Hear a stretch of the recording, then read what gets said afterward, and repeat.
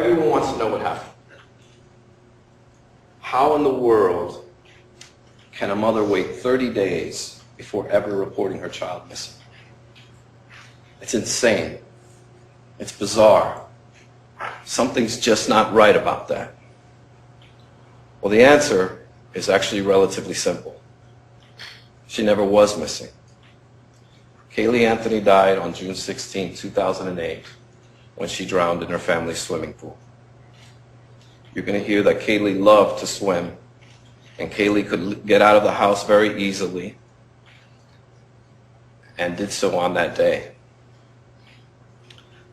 We hear about it every day, or once a week, or once every other week. We hear of a story on the news, or we'll see a little blurb on the newspaper about some poor child who accidentally drowned in the family swimming pool. Well, the reason we're all here is because not of the commonality of this tragedy.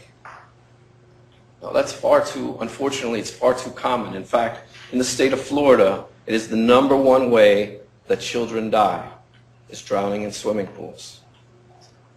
But what makes this case different, what makes it unique, what makes the reason we're all standing here today, is because not of the commonality, but of the uniqueness of the family that it happened to. You will hear stories about a family that is incredibly dysfunctional.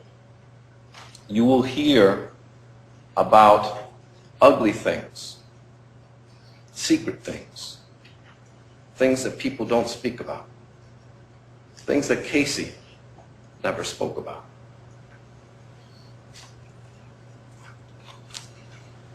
Come with me to 4937 Hope Spring Drive, or as you can see, it looks like the all-American home. In fact, you can drive by any home in the United States and never know what goes on behind closed doors. You never know what secrets lie within. You never know. On June 16, 2008, after Kaylee died, Casey did what she's been doing all her life, or for most of it, hiding her pain. Going into that dark corner and pretending that she does not live in the situation that she's living in. She went back to that deep, dark, ugly place called denial to pretend as if nothing was wrong. And you'll see as the evidence comes in that that is the most likely conclusion of the evidence. That something's not right here. Something's not right with this girl. You've heard some of it today. Some of it may have been shocking already for you to listen to. But what you don't hear, what you didn't hear, is that Casey was an excellent mother. She took care of Kaylee. That child never went without food, without clothing, without shelter. You won't hear a single person come up here and testify how she was neglected or abused. There's no broken bones. There's no trips to the hospital. There's no moment that would help you determine that this child was abused or anything but loved by all members of the family, especially her mother. The photographs that Mr. Aimberdick talked about early on, they were all taken by Casey. Casey adored her child. And you'll see photographs of her room, of her life, and you'll know that this child was loved. But not for a horrible tragedy, a common tragedy, are we all here today. You see, this family must keep its secrets quiet. And it all began when Casey was 8 years old and her father came into her room and began to touch her inappropriately. And it escalated. And it escalated. What does a sex abuse survivor look like? They wear a scarlet letter? They have a tattoo on their forehead? We could all be sitting next to a person who's a sex abuse survivor and never even know it. These things are kept quiet. And these ugly secrets slowly will come out through this trial. A little bit of a sign here, a sign there, a sign here. And you'll be able to know and see what makes Casey Anthony behave the way she does. Why did she act as if nothing was wrong? She didn't run.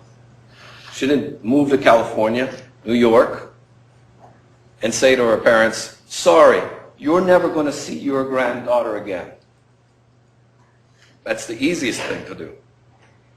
Instead, she acted as if it never happened. It never even happened. You hear stories of this Zanny the nanny. It's true. For 2 years, she pretended she had a job and pretended she had a nanny. Is that normal? Is that what normal people do? They get dressed up. They pretend that they're going to work. They have fake emails from work. Well, there was a reason behind this. Something's not right here. And anything Casey could do to protect her child, she did, including living a lie, making up a nanny, making up a job. That's what Casey had to do to live. She wanted to live. She forced herself to live in a world that she wanted to, not the one she was thrust into. And you're going to see throughout this case how some of this evidence came to be. For example, when Casey came home and told her family that she was pregnant, just to be kept quiet. No one was to know. Why? I hate to say, you'll have to speculate why. Unfortunately, because of the way this case was investigated, we'll never know all the answers. But it wasn't until she was 7.5 months pregnant did the outside world know that Casey was with child. When Casey was about 7 months pregnant, the family went to a wedding. Her mother's brother's wedding. This is her uncle. They're there. That's their wedding photo in June. Kaylee was born in August. This is Casey, 7 months pregnant. Everyone wanted to know who the pregnant girl was at the party. When Cindy Anthony, Casey's mother, and George Anthony were confronted with this, they both looked at him like, they both looked at Cindy's brother like he was crazy.